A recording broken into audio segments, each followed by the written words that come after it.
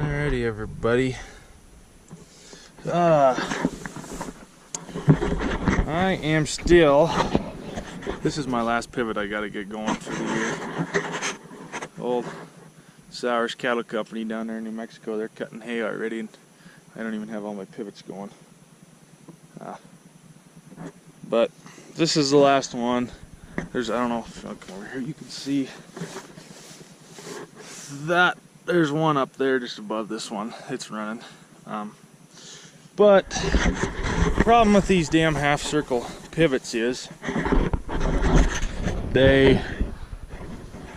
any pivot really pushes a lot of mud. All the silt and sediment, all the light stuff gets in the track and it just turns to mud. And these tires, they'll push it. And then like a full circle pivot, they'll just keep pushing it and it'll eventually come out, or there'll be a low spot in the field and it'll kind of mound up on the side of the tracks. It's still a problem, but not as big a problem. With these half circle ones is they'll get to pushing it and they'll come to the stop. The stop's just right there on the other side of my pickup. And this is the low end of the field, so all the mud and everything runs down the tracks. It comes to here. And so when it turns around, all that mud just kind of builds up over time. And this field's only 3 or 4 years old, I think, since we last farmed it. And they're just huge mounds of dirt. You can't even drive a swather or anything. You wouldn't dare to do it. You definitely tear the shit out of the rake and the baler. But this pivot, I went to start it this morning and try and move it to get it up out of these holes so I could see the tires a little better.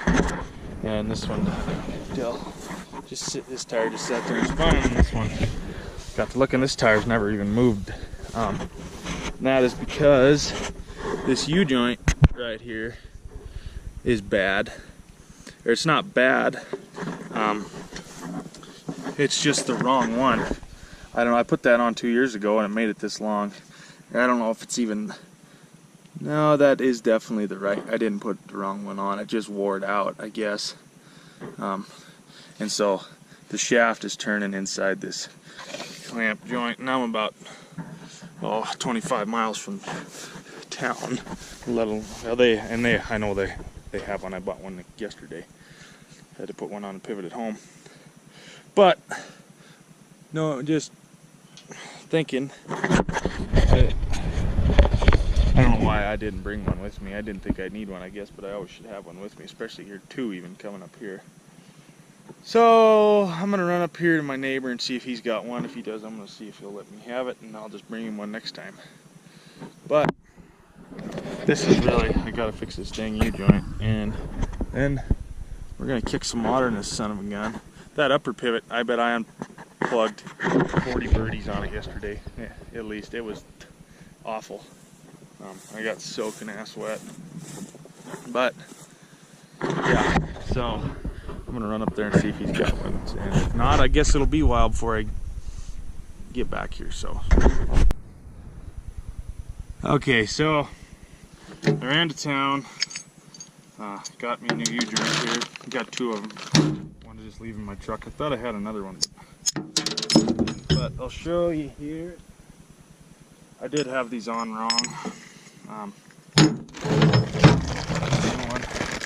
It lasted about 2 years, but I don't know if you can see how that's rounded off down in there like that. That's what the new one looks like. I don't know if you can see that or not.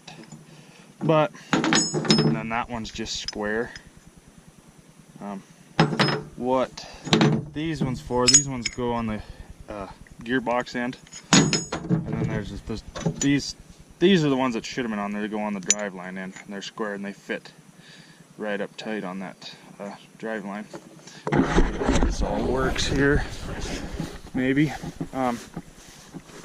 So you got both ends on the motor.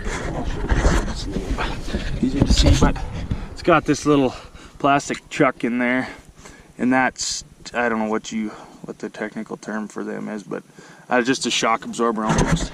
And the driveline here, it fell out, but they come apart when you don't have them hooked in, but it sits up in there like that. I'll show what it looks like once I get it back together. But see, and this is a square shaft, and this one's tied up all the way around there. I don't remember if I didn't have the other half or something over here, but I mean, it lasted for a while, got us through. But I'll take this over to the truck and we'll put this on there. Or actually, no, you can't really do that. We can still put it together though. We'll get it snug anyways.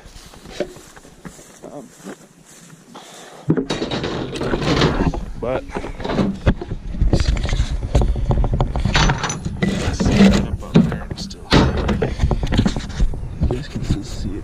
okay, so and you got to make sure you don't put them on the same way because they're opposite.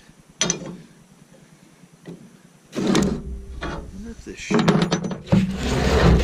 twist? Yeah, it is. See that shaft? If you look down at, that's supposed to be straight, and it's twisted. So the whole, that isn't good, but it'll probably still work. These chicken, excuse me,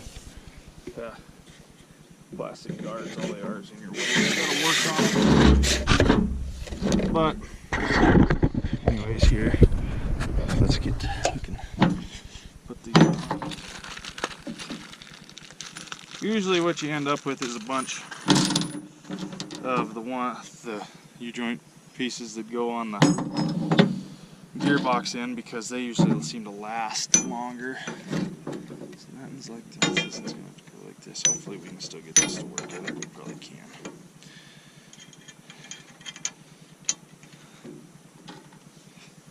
Let's see if you just barely put your nuts on there and get them all set so you can still slide it around once you're trying to put it on the, these pivot U-joints suck to work on because these bolts are so tiny. You can't get a socket. Well, you can. All I got with me is impact sockets, so I can't get them on there to tighten them. So you got to tighten them with just a box wrench, and there's not enough room there to get your gear wrench in there. But let me take this over and set it on here. Okay, then. It's not lined up right there. I got a crescent wrench here. Come over here to your drive line. I'm going to turn this a little bit to where it'll line up right. Let me see. About there. That's where we need it to be. Man, if you're lucky enough, you still got enough play in your drive, and we don't. To get your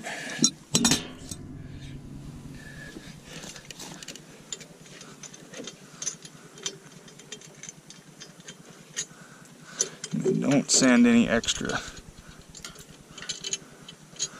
nuts and bolts with you, because I usually lose about half of them. Trying to see, sometimes you can get by with just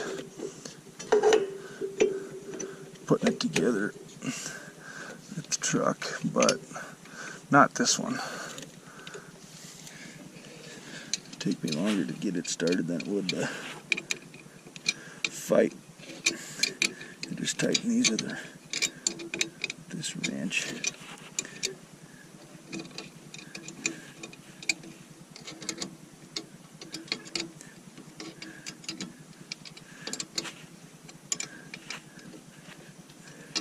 So I guess you could say I'm a pivot mechanic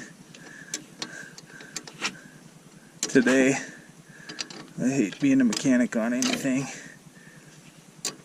I just hate working on stuff, but gotta do it.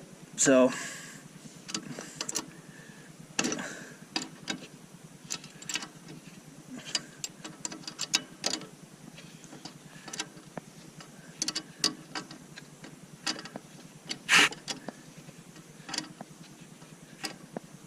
this is the field that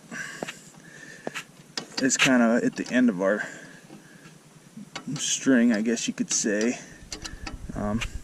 That's mainly the reason why. Well, and really we're still right about on schedule from when we usually start these pivots up here, but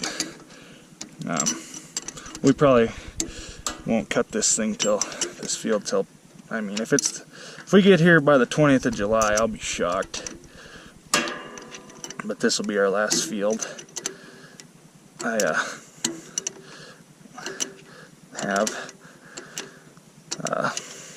got some more haying to do this year, I guess.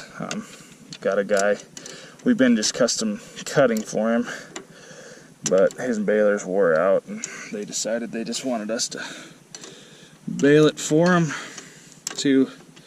So actually today got a guy, there's a guy over in Belgrade. He has all he does is work on round balers. Make sure you guys can still see what or see my arm anyways.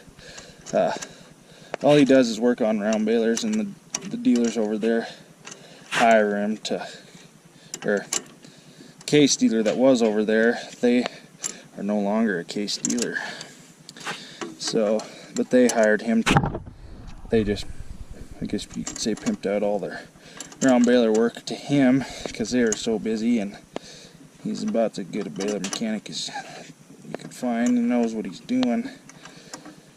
And he cares about the producer. But anyways, he called me. Our baler's over there right now at his shop. He's going through it. And he called me yesterday, or Wednesday. Today's Saturday. Shoot, it's been that long. But anyways, he's going to look at a baler today up in Great Falls. I think he said that it's a 565, just like the one we got. And I don't know, it only has 2,900 bales on it, and it is priced really, really cheap. So he was going to look at that today. He called me, wanted to know if I was interested in another baler, and I told him not really. I am, but I just can't afford one. But I mean, if this deal is as good as it sounds like it is, which is hard to believe that it is. Alright, we got that on there. Hard to believe that it is that good a deal. I might buy it because it's just that hot of a deal. So yeah,